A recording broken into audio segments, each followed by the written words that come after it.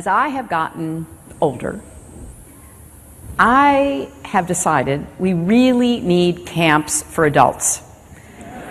And we need the kind of camps that you all run. I mean, really, where, you know, none of the serious stuff, none of the, you know, life challenge stuff, more fun. I think we have a huge fun deficit in America.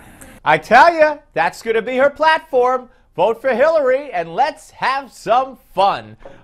He's laughing. It's Roger Simon, co-founder of PJ Media and, of course, award-winning novelist. Roger, you just wrote a great piece at pjmedia.com about Hillary and what it would mean if she became president in 2016. You going to join one of those camps? No.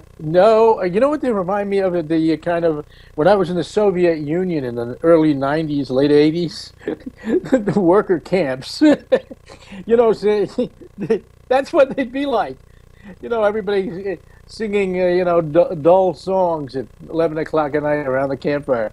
Please. Well, I thought it was a joke, but she kept going on and on about what these camps would be like so that people could get along better, and I think she's got a kind of serious there. But anyway, you wrote a great piece, and you talk about, you know, the divisiveness of Hillary, and if she were to be sworn in as president, right off the bat, there'd be a solid base that just couldn't stand her.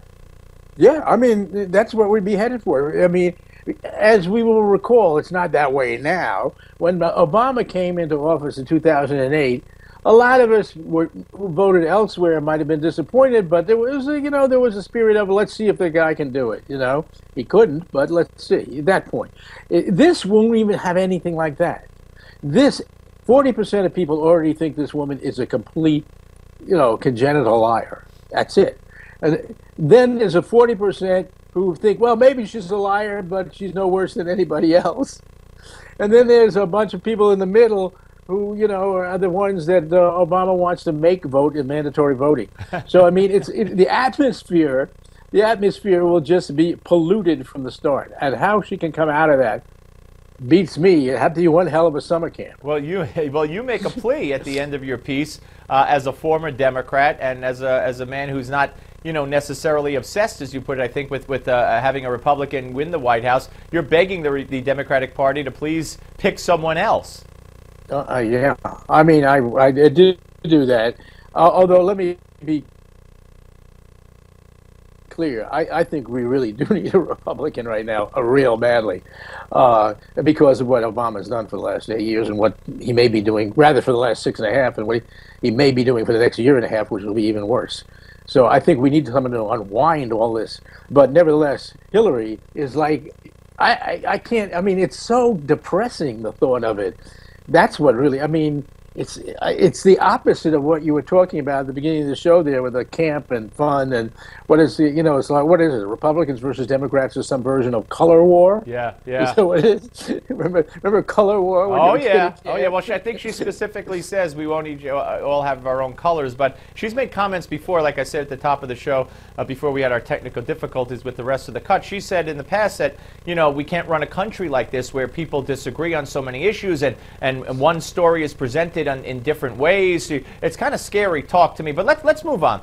It's also scary talk, and there's much more gravitas to this kind of talk when the White House gratuitously brings up yesterday that they don't like what Netanyahu said during his campaign. They don't like the way he won the election. They don't like him, and they're going to reconsider their whole policy towards Israel. Now, John Zogby told me today that it's now acceptable for the new Democratic Party base, the new base of the Democratic Party, to challenge Israel. So this won't be problematic for the Democratic voters. How nervous should people be about Obama and Israel? What's more extreme than very? Extremely? Yeah. Monumentally? Yeah. How's that one? Hugely? Any of those? I'm you know, flummoxed. I mean, I'm scared, and you know, and I think it's really strange, and it's not exactly sane. There's something sociopathic in it. I mean, I think his problems with Netanyahu are huge, but he also has problems with the idea of a Jewish state. I think that's the sad, and it's a horrible part of it. And you know what Zogby said is not exactly new. No. No. If we remember the last Democratic convention, Right. You know, Israel got booed there, and you're absolutely right. Now you and also the mayor of my city, then mayor, to cover for the Democrats. You also wrote a piece about how Netanyahu's victory does bode well for Republicans in 2016. Well, I hope so, because you know, it says that, you know, what we used to be called the silent majority, which is a vague term at best, but it exists. That a lot of people out there are kind of fed up with this. I mean, if you look at the stats on Obama's Iran deal, you find that 70% of the people don't want to make this deal. Now, who are those people? That's a lot of people that might really. I mean, if the Republicans don't, you know, do the traditional thing and have a circular firing squad for the next year and a half, Right. They have a shot. Well, they also don't want him to bypass Congress. That's mainly what they're upset about too. They want Congress to be able to have a hand in this and a say in this. And you know, just like they didn't want the executive order, just like they want someone with brand new ideas and policies in 2016. So all that should bode well for the Republicans. I think you're right, and I hope it turns out to certainly be that way. Hey, listen, always great to talk to you. Enjoy the warm weather. It's snowing out my window here, sir. Well, you know, for those of us out here think, oh, snow, how quaint and lovely. Well, you can have it. All right, Roger. Thank you, sir. Have a great weekend.